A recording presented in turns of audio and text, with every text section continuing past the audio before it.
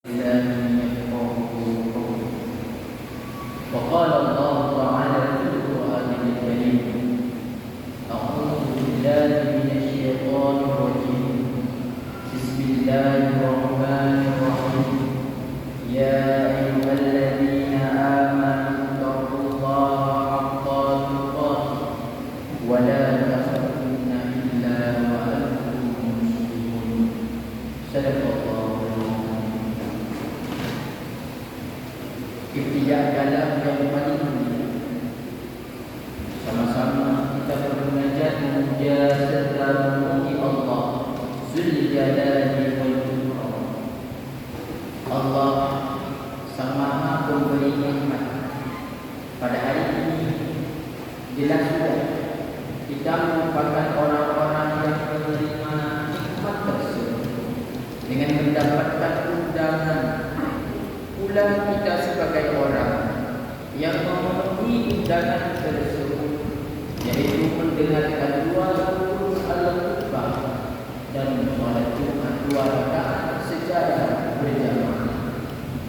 Selawat melirikkan nada serta salam yang begitu luar biasa sama-sama kita sampaikan kepada sosok yang begitu sempurna, wa afdalul khalqi 'ala al-itlaqi Nabiuna Fadil Al-Syiqaq Muhammad Sallallahu Alaihi Wasallam.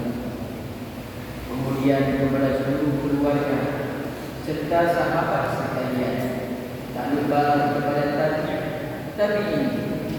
tabi'in, ulama mutaqaddimin wa ulama mutaakhirin yang muktabar. Ta'zim wal ikram al-kabir pada abi fungsi masjid, selanjutnya kepada ketua PKP, selanjutnya kepada muazzin Bilal Imam Rawatib serta seluruh Abiyah Ubayyah kaum muslimin sidang jamaah Jumat yang dirahmati oleh Allah Subhanahu wa ta'ala.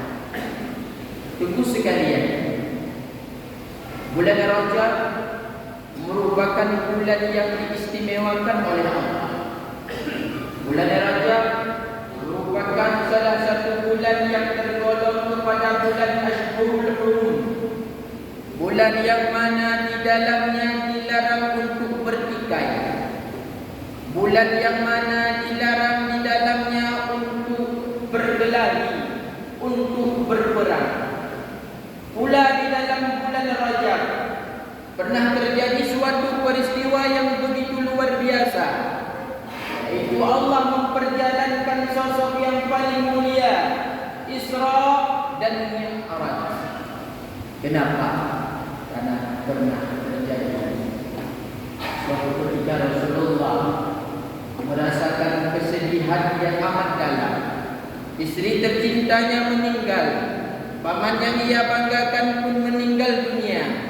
Allah menghibur Rasulullah dengan Isra dan Mi'raj. Kaum muslimin sidang jamaah sekalian, Isra adalah perjalanan Rasulullah dari Masjidil Haram hingga Masjidil Aqsa. Sedangkan Mi'raj adalah perjalanan Rasulullah dari Masjidil Aqsa tembus ke Sidratul Muntaha yang merupakan lapisan langit paling tinggi. Maka kaum muslimin sekalian, di dalam perjalanannya Rasul melalui langit yang pertama, baginda Muhammad berjumpa dengan Nabi Adam alaihissalam. Kemudian Rasulullah meneruskan perjalanannya di langit yang kedua. Rasulullah berjumpa dengan Nabi Isa dan Nabi Yunus. Kemudian Rasulullah mempercepat perjalanannya. Rasulullah berjumpa dengan Nabi Yusuf. Di langit yang keempat, baginda Muhammad berjumpa dengan Nabi Idris. Dan di langit yang kelima, baginda Muhammad berjumpa dengan Nabi Harun. Di langit yang keenam, baginda Muhammad berjumpa dengan Nabi Musa. Dan di langit yang ketujuh, barulah Rasulullah berjumpa dengan kakek moyangnya, yaitu Nabi muslimin, sesampainya Rasulullah dengan Jibril di Baitul Maqmur. Baitul Maqmur adalah tempat mana berkumpulnya para malaikat untuk beribadah kepada Allah. Orang kata itu tenang. Tu empat gerbang Sidratul Muntaha. Ya Rasulullah, hanya sampai di sini aku dapat menemanimu. Eno ada yang pakon karena lapisan langit paling tinggi Sidratul Muntaha itu bukan ranah kami para malaikat. Kami cuma sampai di sini saja. Maka baginda Muhammad dilangkah Sidratul Muntaha. Apa yang terjadi singkat cerita, baginda Muhammad mengucapkan at-tahiyatul mubarakatus salawatut thayyibatu lillah. Segala penghormatan, keberkahan, selawat dan kebaikan hanya milik Allah. Allah Subhanahu wa taala mendengar perkataan Rasulullah sedemikian rupa. Allah pun menjawab, Assalamualaikum ayuhan nabiyyu wa rahmatullahi wa barakatuh. Rasulullah disebut Assalamualaikum wa ala ibadillahi salihin. Oleh para malaikat yang mendengar percakapan sedemikian rupa, malaikat di Baitul Maqmur musafat mendengar malaikat percakapan antara baginda Muhammad dengan Allah. Mereka menjawab, Asyhadu an la ilaha illallah wa asyhadu anna Muhammadar Rasulullah. Dan kalimat-kalimat tersebut diabadikan di dalam ayat akhir ketika kita solat. Ini adalah percakapan yang begitu mesra antara Allah dengan kekasihnya Muhammad sallallahu alaihi wasallam. Kaum muslimin sekalian, gedanya selaku ahli sunnah wal jamaah baik sampai vonis Allah di Sidratul Muntaha. Ketika Rasulullah bercakap dengan Allah di Sidratul Muntaha, bukan berarti Allah di sini. Allah tidak bertempat. Allah tidak berjihad. Allah tidak di timur, di barat, di selatan dan lain sebagainya. Allah tidak memerlukan tempat. Cuma punya Allah kan di Sidratul Muntaha. Bahkan di Sidratul di langit yang paling banyak jelas dalam ayatnya Allah mengatakan linuriyahu min ayatina, agar kami perlihatkan kepadanya Rasulullah sebahagian daripada tanda-tanda kebesaran kami dan Allah.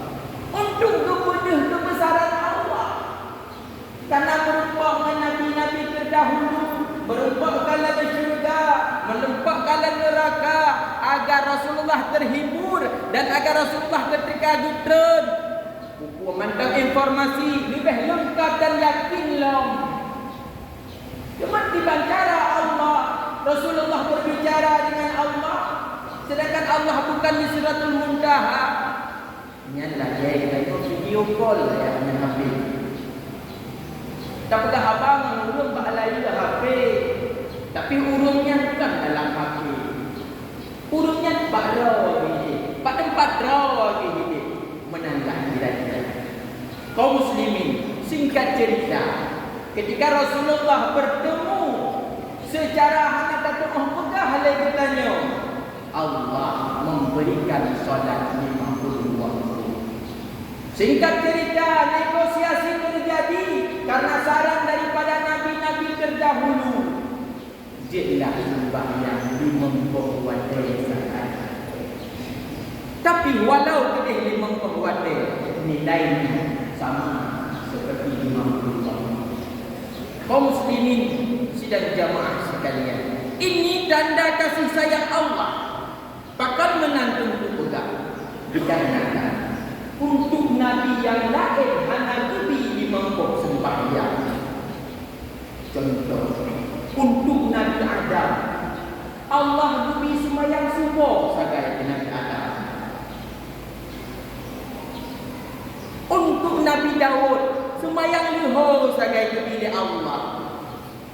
Untuk Nabi Sulaiman, semayang asar sebagai milik Allah. Untuk Nabi Yaqub, semayang maghrib sebagai milik Allah. Untuk Nabi Yunus, semayang isya sebagai milik Allah. Begitu pula dengan nabi-nabi yang lain, apa khawatir sebagai milik Allah sembahyang. Akan tetapi berbeda halnya untuk baginda Muhammad, sosok yang paling dicintai. Umatnya pun sangat dicintai oleh Allah. Lebih wadah kepada kitanya dalam kadar 24 jam 5 kali kitanya kita berkomunikasi dengan Allah Subhanahu wa taala. Maka kaum muslimin sekalian, marilah kita menjadi orang-orang yang menegakkan salat, mendirikan salat. Karena salat merupakan hal yang paling penting. Karena salat hal yang paling urgen. Salat adalah tanda kita adalah hamba. Menyatakan entah tanda don hamba Allah. Ketika kita pernah bersujud kepada Allah. Maka kaum muslimin tidakkanlah salat.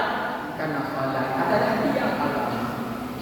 Sebuah fondasi jika apabila sebuah bangunan tidak apabila ada fondasi yang kuat, apa dia? Solat. Maka menyuhana dasar fondasi yang kuat, satu hanya tak beda pun pintu anak pahala dan lain sebagainya kaum muslimin. Maka pelihara solat dengan baik dan benar. Bahkan karena solat memiliki banyak sekali keberkahan. Dan gara-gara solat habis sekalian, solat mencegah keji dan munkar. Dalam ayat Allah menyebut inna salata tanha 'anil fahsya'i wal munkar. Bahwa sungguhnya salat itu mencegah perbuatan keji dan perbuatan kemungkaran. Teman yang terjadi di lapangan berbeda lagi tentu. Tanya dah sembahyang tapi mandang kamu judi. Tanya dah sembahyang mandang kamu jual. Tanya dah sembahyang mandang galak kita tahu kepada hal-hal yang mendekati kita kepada zina dan lain sebagainya. Bahkan kemungkinan alasannya solat kita anak betul secara fikih, anak betul secara tauhid, tidak benar secara tasawuf. Kemungkinan yang tak baca anak akan mengerti. Kemungkinan solat kitanya asal itulah sebagai wajib terpukul. Kitanya hanya tak bayangkan Allah sedang menatap kita. Karena kaum muslimin dan bapak itu Allahu hadir, menyoek yang luar biasa kehadiran Allah dalam qalbi. Menyohati Allahu hadiri, Allahu nadiri, Allah di kalender. Maka ketika kita siap untuk takbiratul ihram, kita bayangkan Allah sedang mengawasi kita.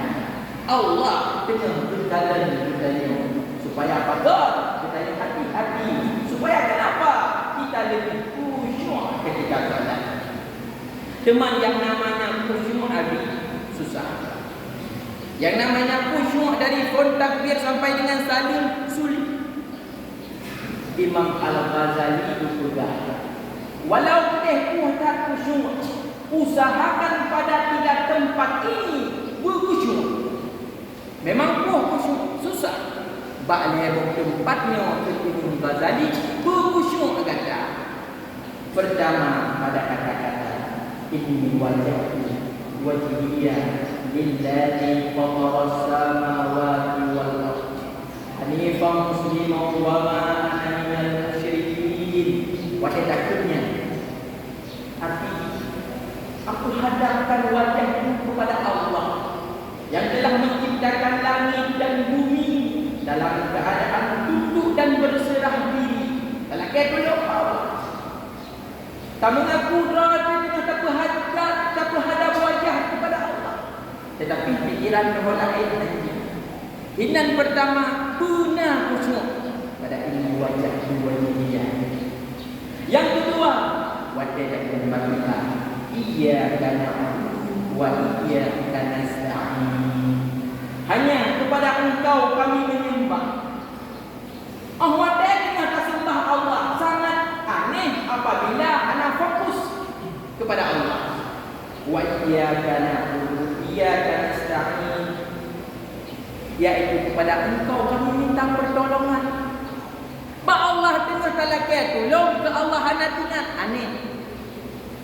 Dan yang kedua, ba yang kelai kita ilmu Ghazali, ba tahiyat akhir, ba selawat kepada Rasulullah. Assalamualaikum ayuhan nabi wa rahmatullahi wa barakatuh. Nyantinan kedua berkhusyuk. Khusyuk, susah khusyuk. Maka usahakan pada 3 tempat tersebut. Kaum muslimin sidang jamaah yang dirahmati oleh Allah. Yang pertama, keberkahan daripada solat adalah katanya daripada keji dan munkar. Memang betul kita sembahyang dengan ilmu yang betul. Insya-Allah solat tanya berefek kepada efek yang positif. Yang kedua, solat memberikan kesehatan. Perlu kita ketahui, banyak sekali doktor-doktor yang bukan Islam, ketika dia melihat praktek solat, rukuk solat, sujud di dalam solat, ternyata mandum-mandum gerak-gerik solat jid ke ubat. Maka apabila kita kita rukuk dengan durasi yang begitu lama, sakit nyeri yang itu 3 bulan, padahal itu mengobati yang namanya saraf pinggang. Orang yang ditanya tak sujud deh, memang tu. Padahal 3-2 saya kaya-kayanya. Kenapa? Karena fungsi daripada sujud lama-lama mandu-mandu darah terus kena bakubun-kubun. Maka kita mencegah stres dan gila. Maka perbanyak solat, perpanjang zikir ketika sujud kepada Allah. Kenapa? Karena gerak-gerik solat adalah hal yang sangat menyehatkan badan. Baginda Muhammad hantam pernah sakit, pakar solatnya sangat lama. Sampai pernah Aisyah itu, ya Rasul, apa boleh malam? Apa pun malam. Kalau aja kalau sembahyang ya Rasul. Rasulullah disebut malai atau berukur sudah secara gratis. Yang gara-gara solat yang begitu lama sehingga baginda Muhammad sehat. Kaum muslimin, itu yang kedua. Adapun yang ketiga, keberkahan ketika kita solat, melatih diri lebih disiplin. Hana yang lebih disiplin daripada katanya umat Islam lagi sekalian. Bayangkan, poh 5 kaitan sebuah terkunan ibadah. Saya siap-siap. Untuk apa? Pertama, bersyukur kepada Allah. Untuk apa? Kedua, melakukan kewajiban yang diperintahkan. Yang ketiga, cari nafkah. Luhur, hotel pio, itu sembahyang lo. Bersyukur kepada Allah atas nikmat Allah. Angha istirahat di hati sembahyang lo. Terus mungkin di sembahyang lo. Isya di sembahyang lo. Dalam artian Huda ditanya mulai balik sampai dengan mati katanya dituntun oleh waktu solat yang 5 waktu. Begitu disiplin kita umat Islam. Kita harus bersyukur. Maka ketika bekerja, kontrollah kerja itu dengan solat. Jangan sampai kerja yang mengontrol solat kita.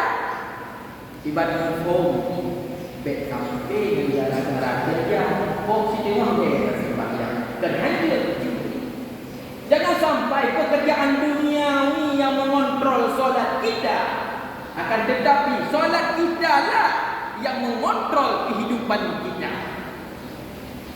Maka kita umat Islam merupakan orang-orang yang disiplin. Nyawa yang paling dia le kaum komunis. Nyo yang paling ditakutkan oleh Israel. Apabila lagi ditanya, tak sembahyang luhur ura biasa lagi tak sembahyang Jumat uranyo le. Hana so kena Islam. Apabila tak sembahyang asal le bilagenya, hana so kena Islam.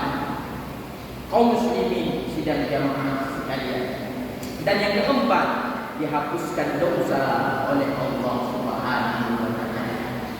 Dalam satu riwayat, baginda Muhammad sallallahu alaihi wasallam dengan kedua bertanya kepada sahabat, "Wahai sahabatku, bayangkan apabila ada seseorang di depan rumahnya ada sungai yang mengalir. Airnya begitu jernih dan bersih. Pada setiap harinya ia selalu mandi 5 kali sehari. Aku bertanya sekarang, adakah kotoran yang menempel di badannya?" Sahabat menjawab, "Hana ya Rasul. Limangga mana surah kana kuta lamurung gleh sabe." Rasulullah bersabda, "Begitulah salat 5 waktu menghapuskan, menggugurkan dosa-dosa umatku." Kebaginda Muhammad. Maka sebenar-benarnya yang sembahyang 5 anjing tinggal. Sebenar-benarnya yang ketinggal silahkan qada. Sebenar-benarnya yang sembahyang tak usahakan khusyuk. Kenapa? Karena cuma pukul 5 sampai dengan 10 menit saja. Kaum muslimin sidang jamaah sekalian. Adapun yang kelima, keberkahan yang kita dapatkan ketika solat adalah mendapatkan kedamaian jiwa. Tengku yang dirahmati oleh Allah. Sama-sama kita sadari bahwa kita suntuk fikiran oleh hanamu. Kita tajak mungkin. Tajak diri, tajak kena, tajak diri. Tahu minat lagi. Ternyata obatnya bukan gigi, tapi solat kepada Allah, berhadap kepada Allah. Hansip dengan limang bahwate tamah doa, tamah tahajud, insya-Allah ketenangan akan menyertai kita. Kaum muslimin sidang jamaah sekalian, kesimpulannya, keberkahan daripada bulan Rajab, Allah Subhanahu wa taala mengisra mi'rajkan Rasulullah dan diberikan hadiah berupa 5 solat yang mana kadar pahalanya sama seperti 50 kali solat. Dan solat yang 5 ini cuma ada pada umat Muhammad. Maka kita jaga sama-sama menyertanya kompak di dalam seminggu sembahyang jamaah sebagaimana sikhan mentamura Jumat kapuput. Insya-Allah Islam akan terus berjaya. Alhamdulillahi Rabbil Alamin. Wa bihi nasta'inu ala umuri dunya waddin. Wassalatu wassalamu ala sayyidina Muhammadin wa ala alihi wa sahbihi ajma'in. Ayuhan nas, ittaqullaha wa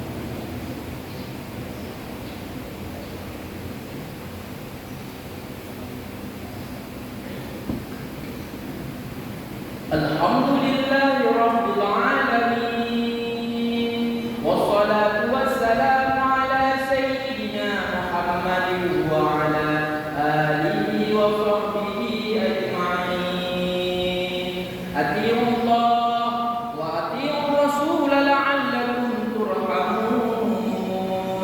Bismillahirrahmanirrahim.